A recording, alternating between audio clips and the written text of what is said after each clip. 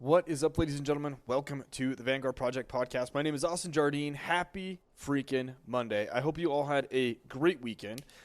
This was probably the first weekend I've had since I think probably late January that I've had to myself, which has been really nice. I haven't been at work, I haven't been traveling, and I was able to sleep in a little bit and actually went on a kind of an accidental road trip yesterday. I hopped in my pickup, and next thing you know, I'm like 120 miles outside of town, just kind of having a good time, listening to tunes, talking to some friends, and just kind of enjoying a little bit of quiet time, which was long overdue. Before we get into today's episode, though, if you haven't, please take a quick second to like, rate, and subscribe to the show. It means the world to me, and you'll stay up to date on all the shenanigans. And if you're like me and spend maybe a little too much time on the Instagrams, please follow me at the Vanguard Project. I will link that in the episode description as well. But today's episode features Madi Woodward from Nosler, and I'm super excited because she is an awesome lady with a great story to tell and a lot of insight. And it was kind of fun because she tapped in a little bit to some the mentality that she has while she's hunting, understanding her why, with a couple good stories to boot. Now, I'm excited too because we are coming up on my 2-year anniversary with the podcast, which is crazy because we've hit well over 100 episodes now, and I've been extremely fortunate and blessed to have met with some amazing folks, interacted, and bumped shoulders with some really, really good people.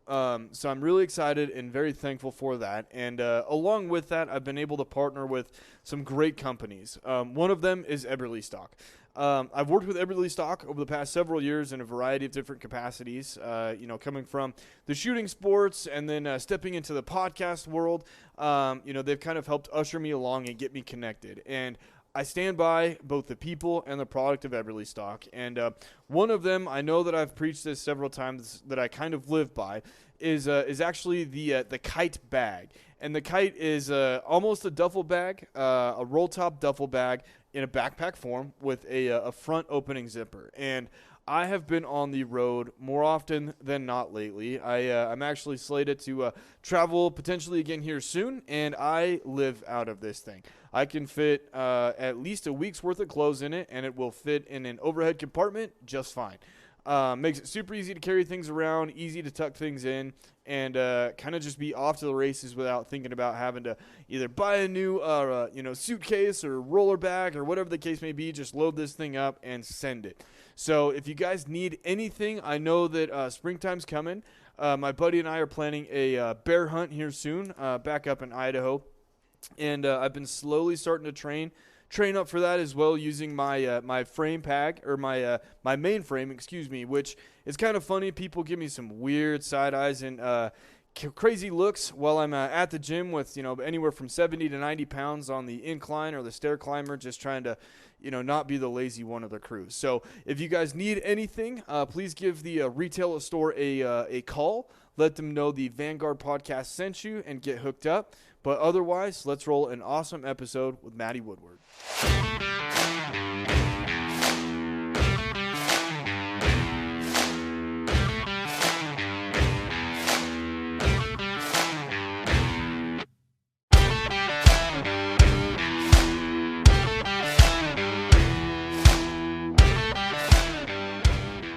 What is up, ladies and gentlemen? Welcome to the Vanguard Project podcast. My name is Austin Jardine, and I'm excited today because I'm sitting down with Madi Woodward. And I'm excited because you and I first interacted last summer at the Eberlestock event.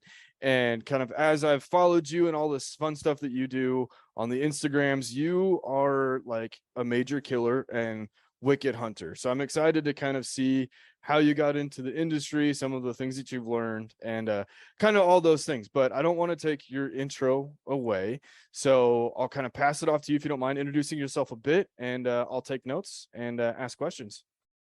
Sounds good. Yeah. So I'm Madi Woodward. I am in Central Oregon, and I am the brand marketing manager at Nosler. And I say that because it's heavily impacted my role in the industry within the last few years. I grew up hunting. I've been hunting since I was a little girl, and I don't even really remember where it started because I was so young. It just was second nature to go hunting with my dad. And so I was brought up in the industry, and then through high school sports, I would go hunting on weekends, and in college, same deal.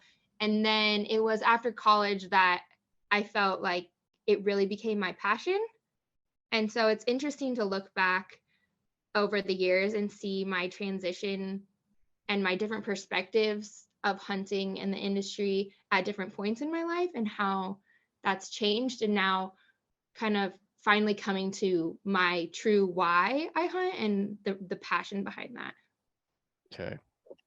I like that. The true why. That makes me think, did you get that from the Simon Sinek book?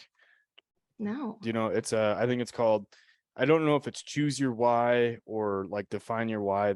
He's got a book. I've heard Okay. about it, but I've never read it. So I'll have to remember what the gist is. But okay, so growing up hunting and everything, one of the things that I think would be interesting to kind of poke on a little bit is hearing how your perspective of hunting changed over the years, right? So you grew Mhm. up with it, I imagine. You know, was that a super fun thing for you and your dad? Did that help your guys' relationship? Is that something you want to instill in your kids or whatever at some point? I mean, how did your perspective change and why? Yeah, so I remember it as being just a really good positive time in the woods with my dad. And I have a younger brother, he's 17 months younger, and we are really close. We've just always been really close, always hunted together. And he's been there for a lot of the animals I've killed over the years, which I'm super grateful for. But yeah, my dad was always a big hunter, and he didn't start at a young age. He had a mentor that kind of took him along through his teenage years and taught him how to hunt.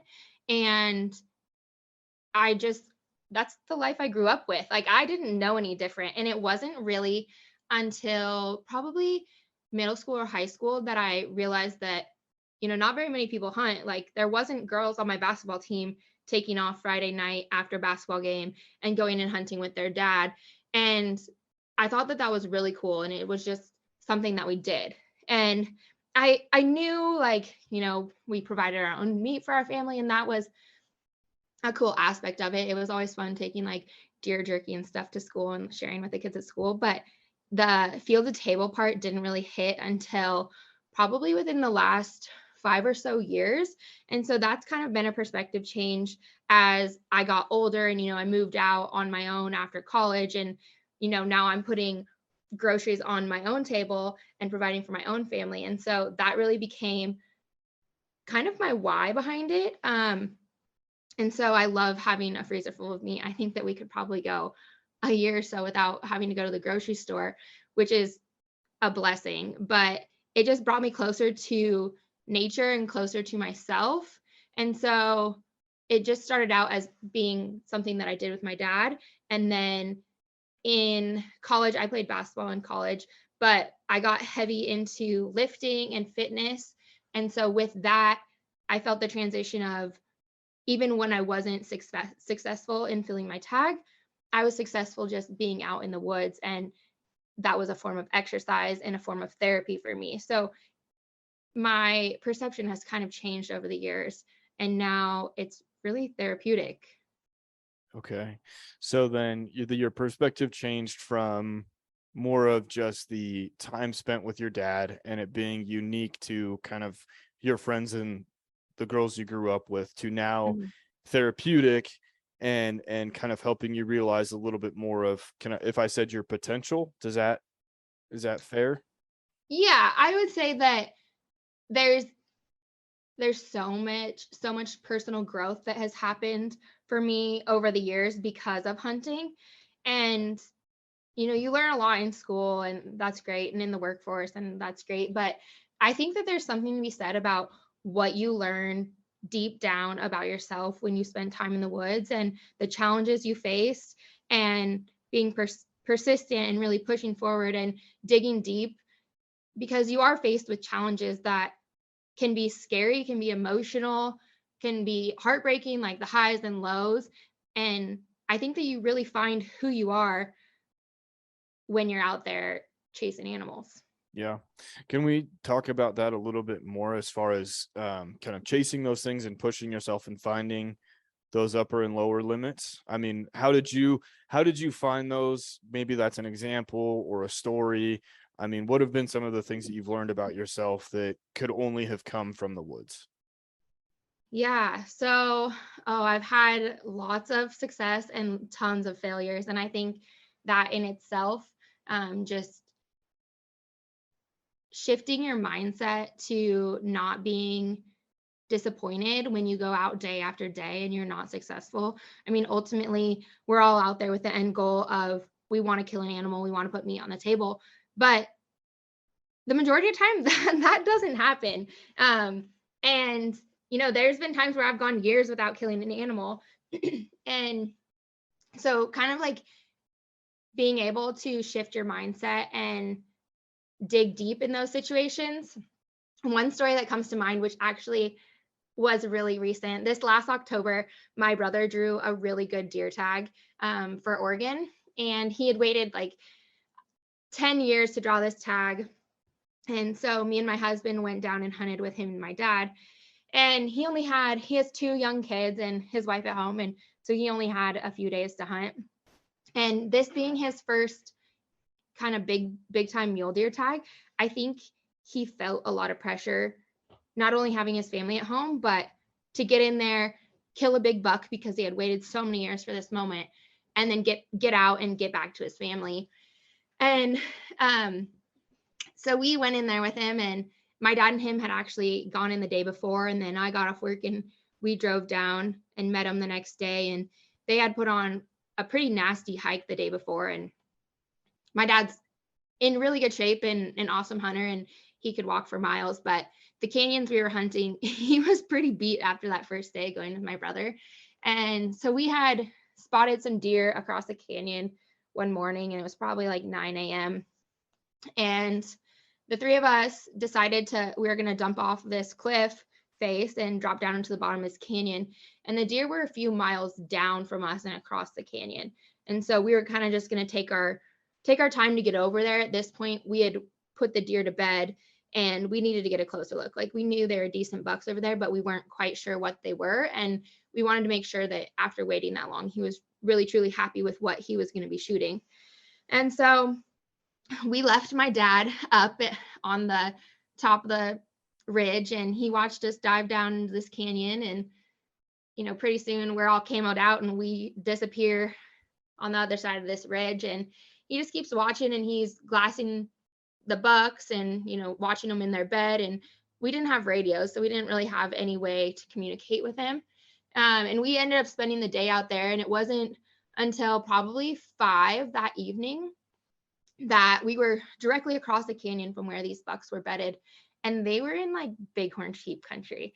I kid you not, there was actual bighorn sheep where the bucks were bedded. And so it's nasty, nasty stuff. And so we, like 5 p.m. that night, we see these bucks, they stand up, and they're right where we put them in bed and thought they were all day. And they start to move a little bit, but they're kind of just hanging out and moving within 100-yard radius, I would say. And like, we're looking up at them across this canyon. And so I make sure that this is a buck my brother wants to really kill. And it was a really, really nice 3-point. And to give it away, he ends up killing this buck, and he scores 173, has a cheater off one side, but just a brute of a 3-point.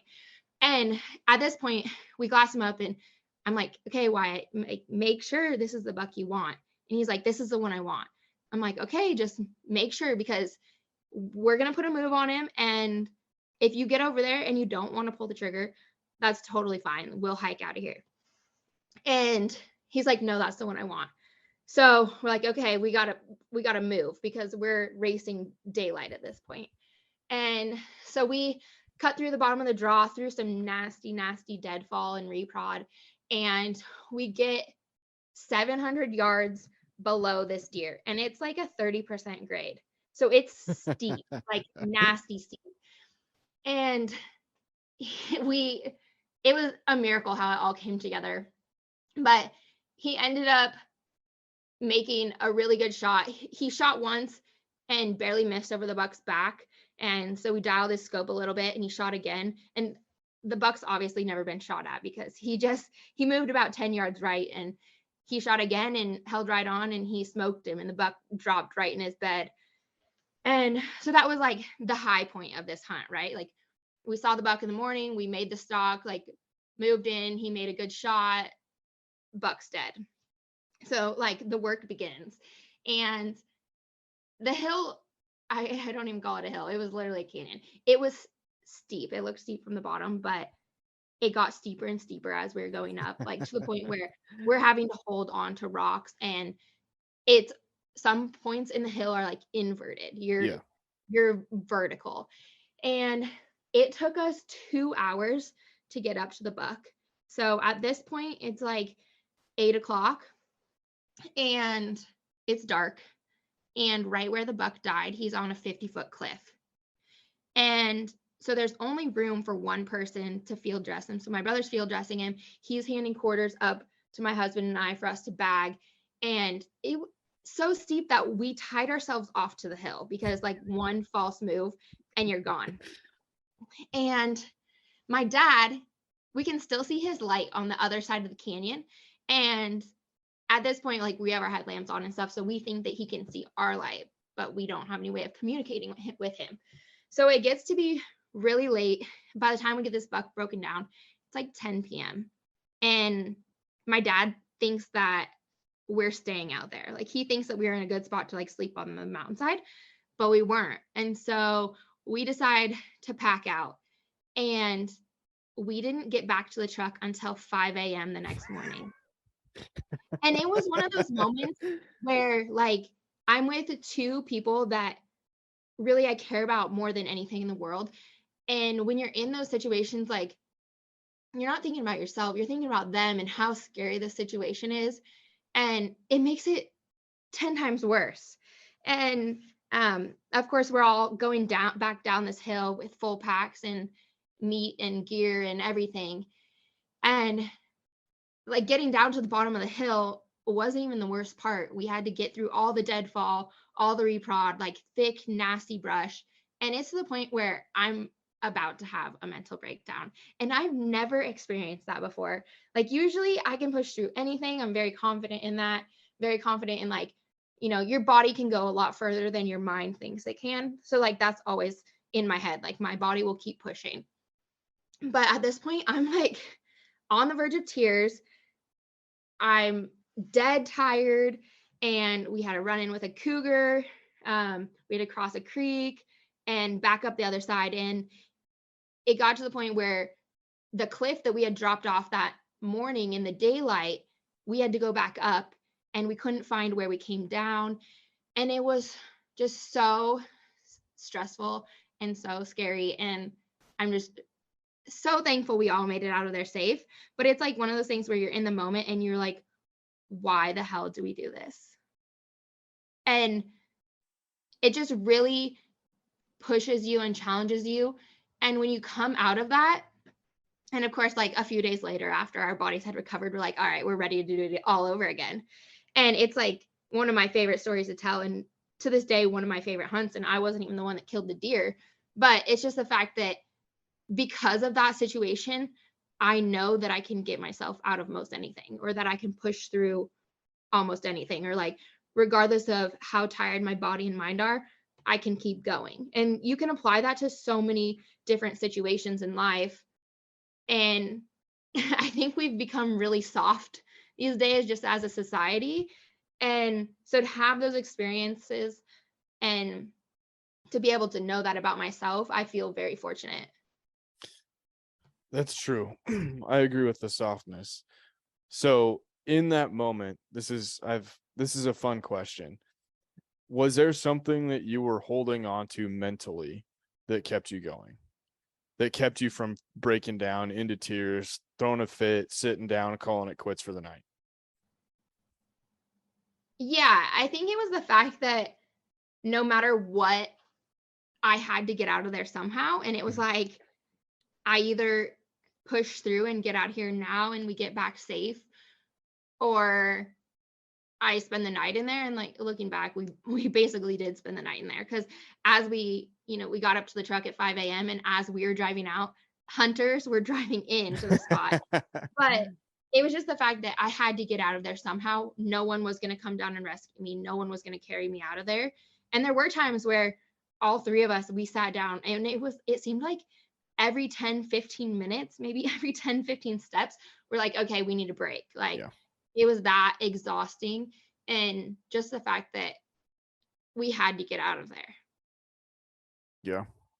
So in the same vein, this is similar but different, right? So having experienced that, kind of taking literally covering that mountain, stepping over that mountain, right? And knowing that you are more capable than you knew you were the day before. How Mhm. has that helped you in the day life, like day-to-day life? I think in a lot of ways, I handle challenges that are thrown my way, whether that be work or life. I am able to kind of see those through to the end and know that no matter what, I can get through this. So there's no real worry or no real reason to worry or stress about things that are out of my control, because I can focus on the things I can control and know that no matter what, I will be able to handle it and get through it. Okay.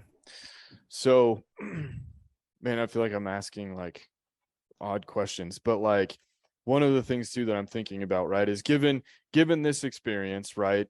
To me, that is almost a life or death depending on literally the step you make, right? Yes. So that's kind of an extreme situation that you were in, right? Now, you obviously didn't go from, shooting 22s, smoking pop cans to climbing up sheep country, right? So you've kind of Mhm. progressed through that. If Yeah. somebody were to say, "Hey, Maddie, I would like to start developing myself and pushing myself, right, to get to that point where you're at now," what advice would you have for them to take those steps? Does that question make sense? Yeah, it does, because it definitely is experiences and different hunts that have led me to that point in my life. I by no means suggest like doing that on your first hunt. Um, but I think just getting out there and doing over the counter tags, or just knowing your body's capabilities, and health and fitness goes a lot into that, and so does preparation and knowing what gear you need to take, always being prepared, always having a med kit, having food, things that are going to help you along your way. Um, and just being prepared in the field for literally everything, because, one of us slips and breaks a leg or cuts themselves, or we're stranded out there without a shelter, without food. Those could be bad situations. And so this was kind of an extreme, and it all happened in one day, which was kind of crazy, because usually you hear about trips that are like over the course of a week and they're just nasty, but this was all in one day. And so that was a lot to take in too, because we went from such a high to such a low so fast, and it wasn't gradual, and you weren't really able to foresee that. But yeah, I think just starting small and starting with what you're comfortable with, and being comfortable with your capabilities to an extent. You don't always know what you're able to do until you push yourself, but you know your body's ability, and starting small, I would say, and then always making sure that someone knows where you're at and where you're going and what you're doing. Yep. Backup plans. Yeah. Um, so you mentioned a little bit ago that fitness was one of the things that kind of crept up as a significant importance to you. Mhm. Now, fitness and, hunting obviously run in parallel. Do you have a pretty good like idea, understanding, or training plan where they kind of intersect, where the gym meets functional fitness for hunting? Yeah, I do. For me, it's a lot of lifting, a lot of hiking, a lot of like weighted ruck stuff. Um, but really, it's kind of funny because all growing up, my mom was a big time runner, and I played three sports in high school. And so I was always running and, you know, big into athletics, and that was just part of the job. You had to exercise. But I can't say that I truly enjoyed it. Like outside of sports, I never was in the weight room or going on runs. And so then in college, we had a weightlifting program. And it wasn't until my senior year that I really started doing that stuff and enjoying that stuff on my own outside of what my team was doing. And I look back and I wish I would have found a love for that earlier on, because I think it would have made me a much better and stronger player. But I'm glad I found it at some point, regardless. But I just think that you put so much strain on your body when you're in the field, and you really have to prepare for not just like taking your rifle on a hike, but you have to prepare for, if you do kill that animal, the weight that's going to be on your pack and the weight that's going to be on your joints and on your muscles and the terrain. And really, a successful hunt is coming home safe, in my opinion, because there are so many things that can go wrong. And I think about, like, I grew up in Northwest Oregon in the Coast Range, and we had a lot of road hunters. And I just think about these guys like shooting something from the road and they're overweight. They like, how are you going to pack that out? I'm like, you're going to have a heart attack. And so I just never wanted to be that person where you glass up an animal across the canyon, and before you even go after it, or before you even like think about killing the animal, you're thinking about the pack out, and that's what stops you from going after it. And I never wanted that to be a limitation of me chasing an animal. That makes perfect sense.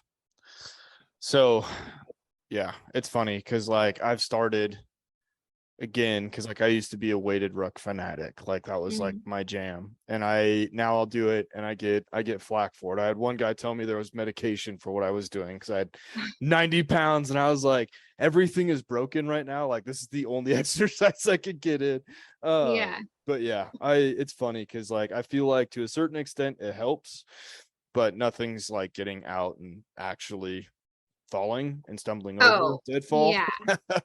Well, and that's so true. Like the best way to get in shape for the mountain is really to just go out there and do it, because a weighted pack on the Stairmaster, which I see a lot of people doing, is great. And that definitely builds your lungs and builds your cardio, and helps you get strong legs. But that doesn't compare to being in the mountain and the change in elevation and the like slow creep you do when you're making it up a mountain and you have a ways to go. And so yeah, getting out there, like that's why I enjoy shed hunting so much and scouting, is because that really does get you in shape for the moment. Yeah. I like scouting. It's funny. I've met a lot of people that like to go hike to hike, and Yeah. I hate hiking to hike. Like Yeah. I have to I do have to have a something. purpose. Otherwise, I'm like, why? Why are we doing this? I'd rather Yeah. be fishing or camping. Okay. So maybe before we shift subjects a smidge, kind of throughout a lot of the conversation that we've had so far about finding the why a little bit more, kind of leading into Nosler, right? The Mhm. training portion of it, some of the things you've learned. Is there anything kind of in this little segment that you're like, man, this is really important for me to share, or I don't get asked about this a whole lot that you kind of want to get out there? Oh, It's a let's very see. fun, loaded question. It is. And the answer can be no. I've been told not right now. Um, let's see. Yeah, I just think so. It's kind of interesting. Social media and my social media following is growing. And I think that it's never been more important to know your why for hunting, because there are those people whose why is social media. And that's not good enough for me. um, I I wish we'd get back to the roots of it.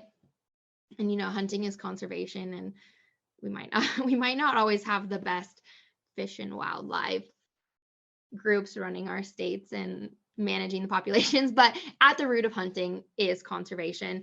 And there's a tradition aspect for me with growing up hunting with my dad. My birthday's in October. Every year I spent my birthday in deer camp. So that's my why. And I love that aspect. That's something that I want to pass on for generations. And like I mentioned, my brother has little kids. And this last fall, I shot a big black bear, and my nephew was with me at 3 years old. And it was just so cool to share that moment with him. And so there's a lot of different reasons of like encompassed in my why. So it's like the tradition portion of it, the family aspect, the camaraderie, challenging yourself and growing, putting food on the table, and you know exactly who handled it, where it came from. You've had a moment with that animal that blessed you with that food. And in a lot of ways, I feel like social media shares the end result, but doesn't necessarily share the whole process. And it's neat how much social media has grown the hunting industry, but it's also hard to see so much of the process not shared. And I'm guilty of it too. Like I love a good grip and grin, but um there's just so much that goes into it, and so many days that were spent not actually killing the animal to highlight just the one that you did. Yeah, I agree with that. Okay. So moving into maybe your career a little bit and Nosler, right? You said that Nosler helped kind of further define your why and help really kind of get back to the roots and loving kind of the sharing of the experience and really being genuine, honestly, is or authentic are probably the two words I can think of about it. I mean, what led you to wanting to work in the industry? Because I've heard for some folks that joining the industry love tends to, do more harm than good. I mean, Mhm. what drew you to that? Yeah, so I was pretty fresh out of college when I started working for Nosler. So I was previously working in the marketing department for a company called Wilco, which is a chain farm store in Oregon, Washington, and California now. And I was doing their grand opening events and marketing communications and stuff.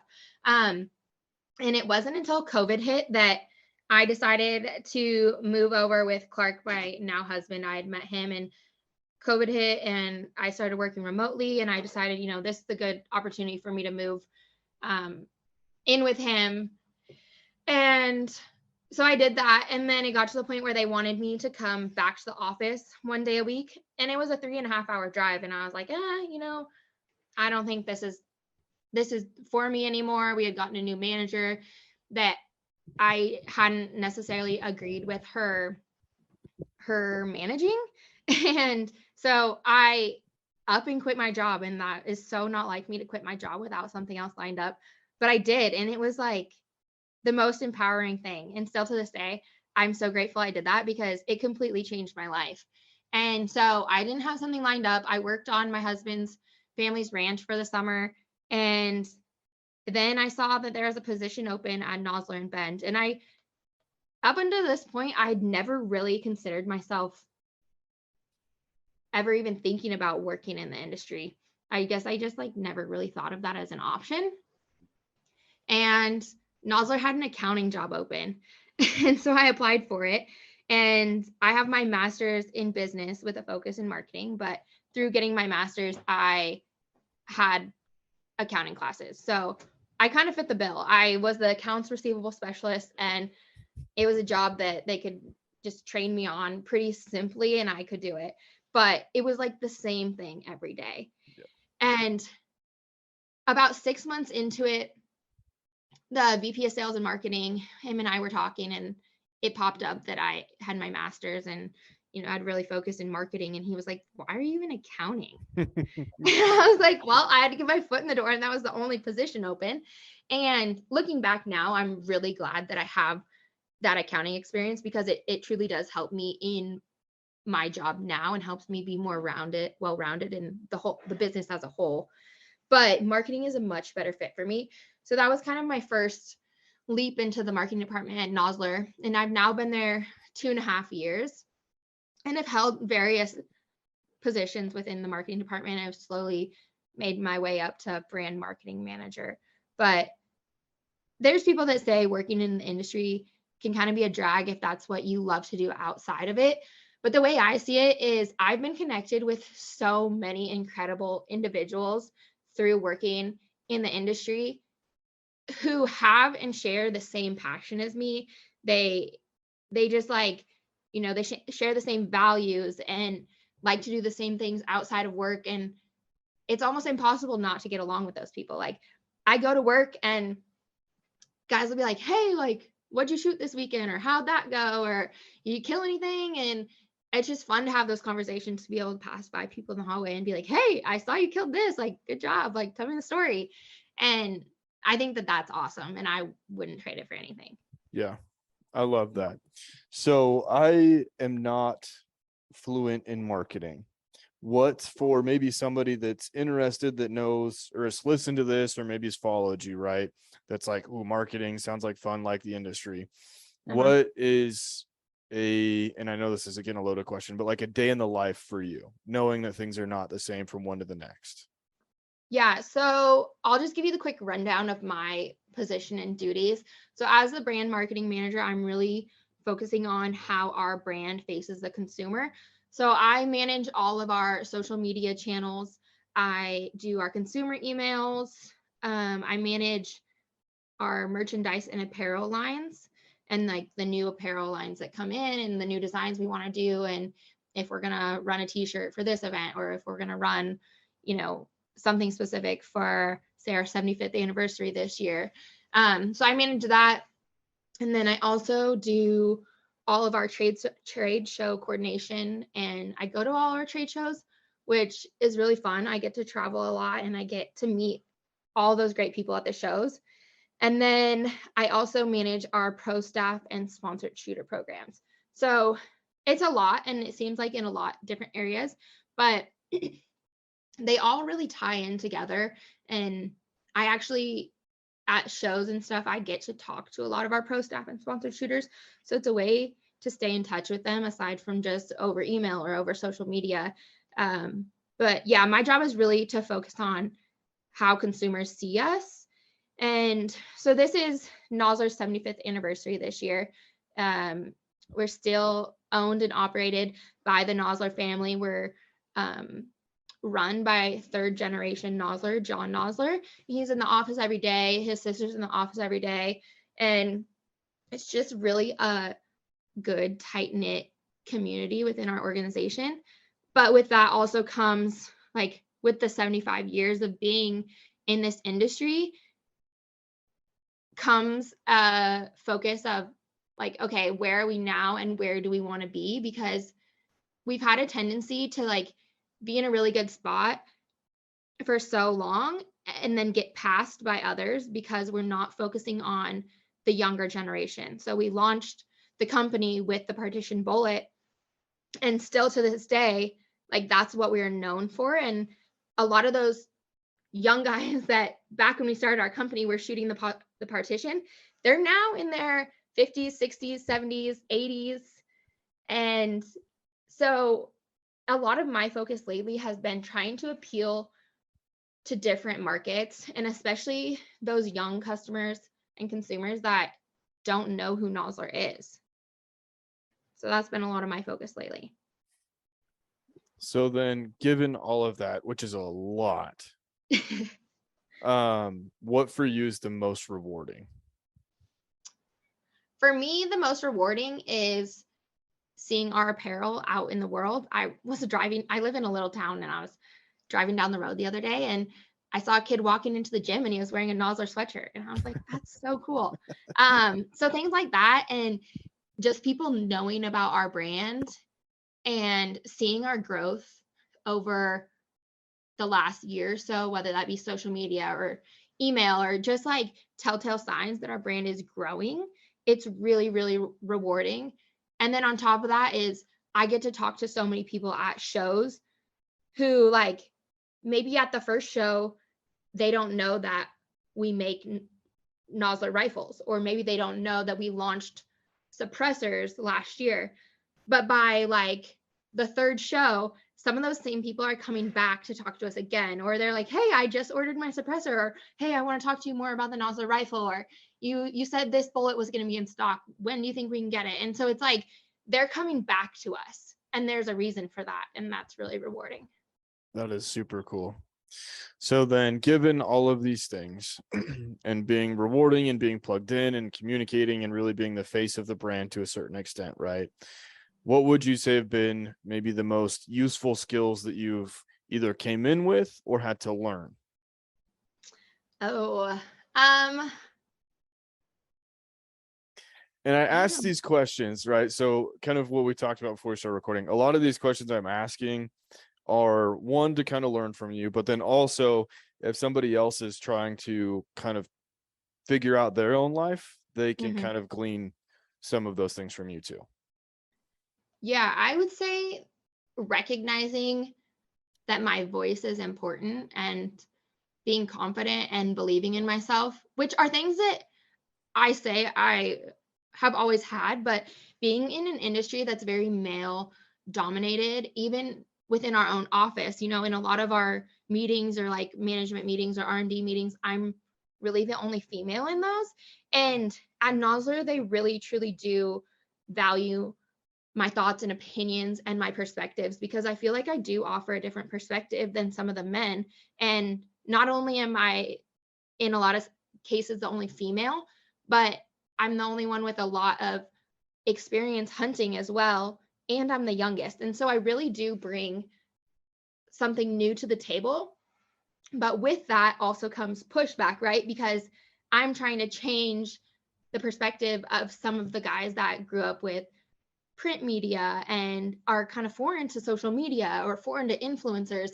And so really figuring out how I can push my ideas and help people understand why I believe certain techniques or certain things will work.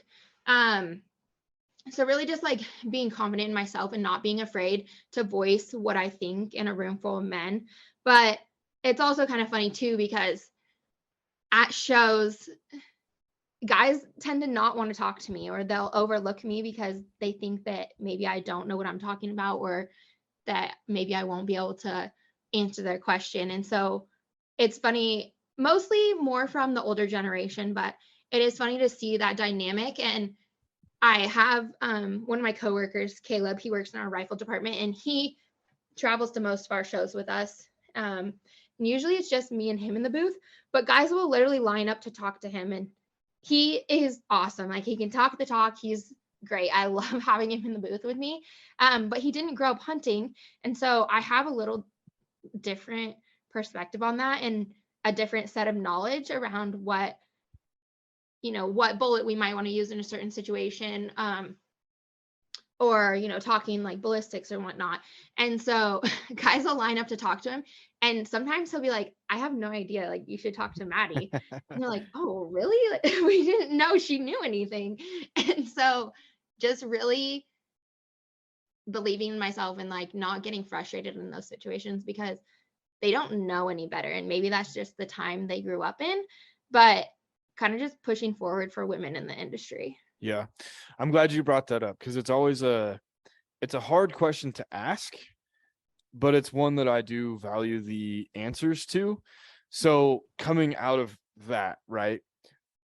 For women that are in the industry now or that want to get into it, that want to have their seat at the table, for lack of a better analogy, right?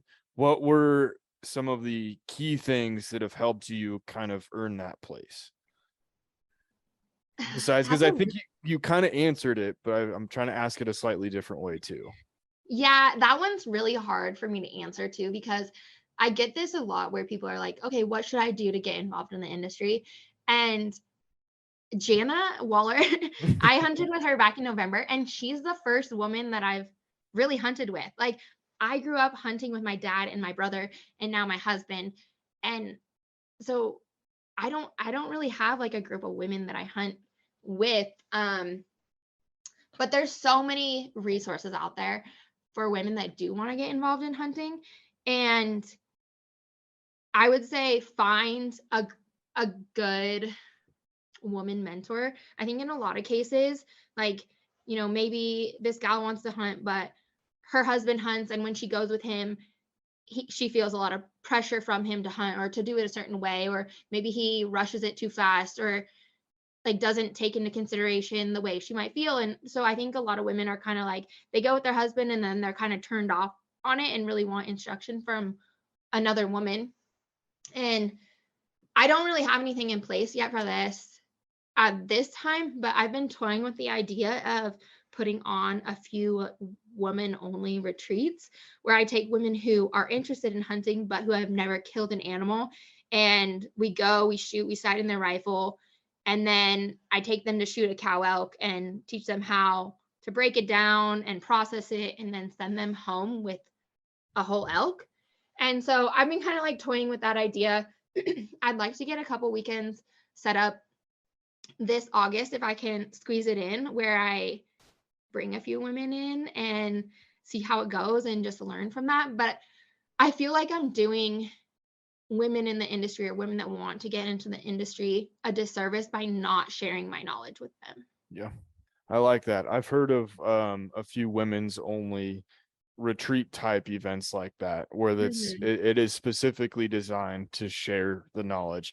And I love stuff like that, right? I mean, I did not grow up hunting either. And it's always fun when you can kind of separate into a little bit smaller group because it's much less pressure and you can Yeah. ask the dumb questions to get the right answers. Yeah, exactly. And it's just really empowering, I think, to get a group of women together and show them like you can do this. Yeah. Okay. Well, I want to be respectful of your time, despite my lovely little faux pas with Zoom versus Google. One of my favorite kind of last questions, is again, is there anything kind of throughout this whole thing that you're like, I don't get asked this a lot, this is important to me, or I learned this, or I wish I would have learned this sooner in life that I would like to kind of get out into the world right now? Yeah, I would just say for, everyone out there that it's not a competition. Like we're all after the same goal. We're all here for the same reason, and it's not a competition. And I think that social media has kind of maybe negatively impacted the reason why people hunt, but it's it's not a competition, and you should really be rooting for everyone and just do you. Okay. Perfect. Well, thank you, Maddie. I appreciate your time tonight. Yeah, thanks for having me on. It was fun. Maddie, once again, thank you for taking the time. Everybody listening, I hope you all took some good information away. Otherwise, like I said in the beginning, please take advantage of the sponsor codes in the episode description. Otherwise, you all have a wonderful week, and we will catch you next time.